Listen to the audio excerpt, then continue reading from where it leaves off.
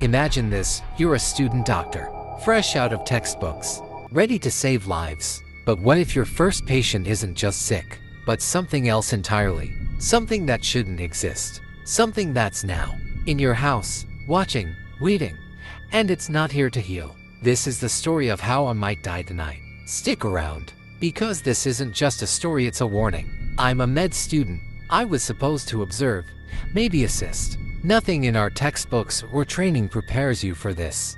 I'm writing this from my locked bedroom as something he moves around my house like an animal. Only quieter, more intentional.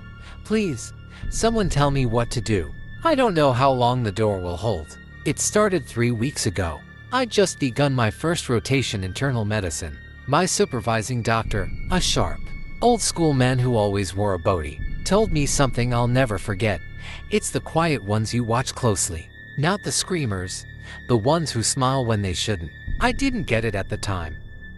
My first solo case was a man listed as patient for 6B mid-30s, flight build, no emergency, no urgent flags, just unexplained bruising. He sat calmly in the consult room, pale, thin lips, brown hair that hung limp, like it had given up.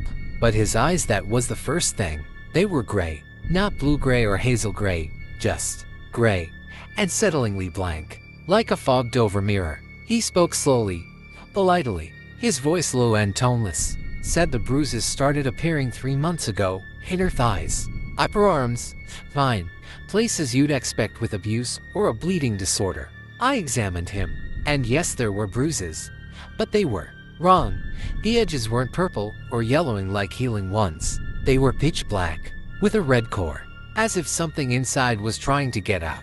I remember asking if he was on any blood thinners. He said no. I asked about substance use, alcohol, anticoagulants.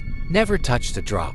He replied with a smile that felt like someone else's mouth wearing his face. I wasn't settled, but I had to write something down. So I chalked it up as possible immune thrombocytopenia, gave him a mild corticosteroid prescription, and told him to return in a week. We'll run more tests, I said. Probably nothing to worry about. I regret those words. When he returned a week later, things escalated. He looked thinner, same dark clothes, same blank expression, but there were more bruises. His neck now, around his jawline, and several across his scalp like blotches of ink. He didn't sit this time. He stood in the corner of the consult room, facing the wall, like he was in timeout. Lucas, I asked.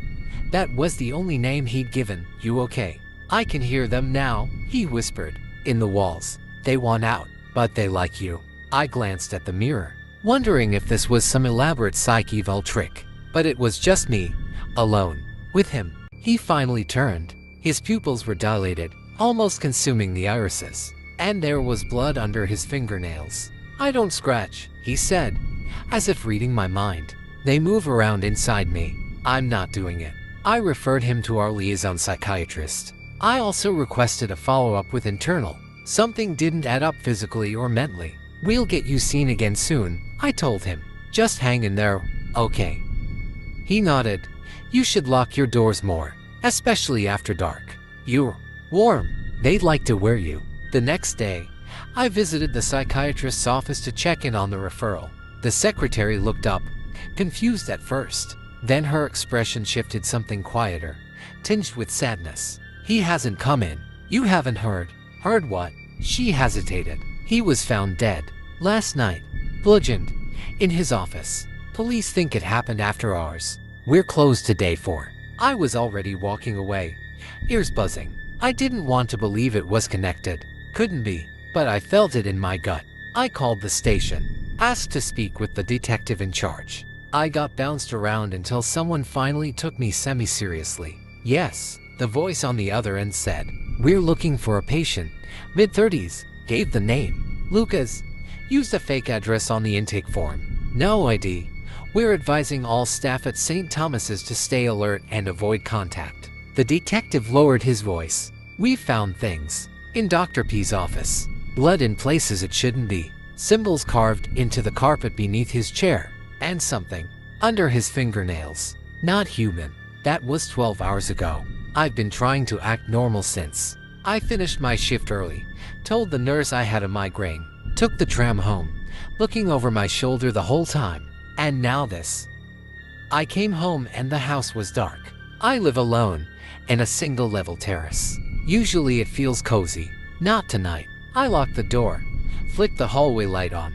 He was there, not standing, on the ceiling, pressed against it like a spider, barefoot, clothes torn, skin to pale, almost translucent now. The bruises had overtaken his limbs, crawling up his face in broken, inky veins. But it was his expression that paralyzed me, a smile so wide it stretched unnaturally, as if his cheeks were tearing from the force of it. His eyes, they were solid black now, not just the irises, all of them, like two obsidian marbles reflecting my horror back at me. He didn't speak, he just moved, not like a person. His limbs twisted at angles no joint should allow, slow and jerky like a puppet handled by someone who's never seen one before. He crept across the ceiling toward me. I wanted to scream but couldn't, my throat locked up. I stumbled backward, hands shaking, keys falling to the floor. He dropped. No sound, just thud, right in front of the door, blocking it. Standing there now, head tilted, arms hanging limp, still smiling. I ran, bolted up the stairs, locked myself in the bedroom. I've barricaded it with a chair and a shelf. I don't know if it'll matter. He hasn't spoken once, but he's knocking now. Not on the door, on the walls. Knock, knock, knock. Then silence. Then knocking from the other side of the room. I swear to God I heard him giggling. I called the police. They said they'd dispatch someone, but there's been a surge of emergencies. Said it'll take 30 minutes minimum. I tried to explain that a patient might have killed a psychiatrist and is now in my house. They said, try to stay calm, sir. Maybe step outside. I can't. He's everywhere. The lights keep flickering. My phone battery is at 9%. I can hear him moving in the ceiling above me now. Sometimes dragging something. Sometimes whispering my name over and over. Doc, door. There's a scratching coming from inside the closet. I didn't check it. I didn't think to. Wait. Oh God. The closet door just creaked open. It's pitch black in there, but I can see something moving. Long limbs. That smile. He was never downstairs. He's been in here the whole time.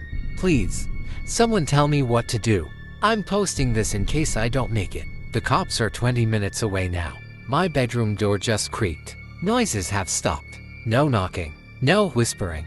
Just silence. I think he's waiting. If you read this, please share it. And if a patient with gray eyes, blood under his nails, and bruises that don't heal ever walks into your clinic, run. Wow, guys. That one still gives me chills. If you made it to the end, let me know you survived. Don't forget to smash that like button if you enjoyed the terror, and subscribe if you haven't already. We're creeping closer to that 1K goal, and your support means everything. Hit the bell so you never miss a nightmare-fueled upload. Stay spooky, stay safe, and remember, you might want to sleep with the lights on tonight. Until next time, peace out, if you can.